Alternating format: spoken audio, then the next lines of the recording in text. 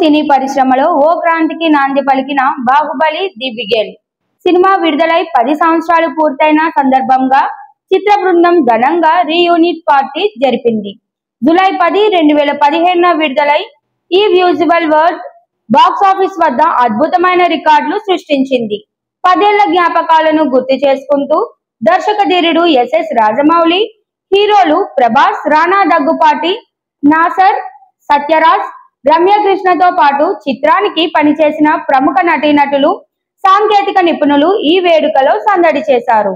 Cameraman Senthil, production designer Sabu Cyril, visual effects supervisor Srinivas Mohan లాంటి కీలక సాంకేతిక నిపుణులు ఈ వేడుకలో పాల్గొన్నారు. అలాగే రాజమౌళి భార్య రమా రాజమౌళి, కోడలు శ్రీవల్లి, కుమారుడు కార్తికేయ కూడా ఈ రీయూనియన్ పార్టీలో పాల్గొన్నారు.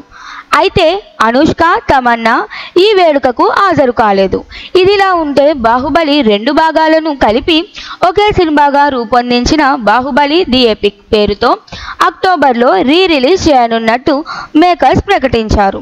10 సంవత్సరాల తర్వాత కూడా ఈ సినిమా చర్చలో ఉండటం, అభిమానుల మదిలో నిలిచిపోవడం బాహుబలికు ఉన్న స్థాయిని మరోసారి రుజువు చేస్తోంది.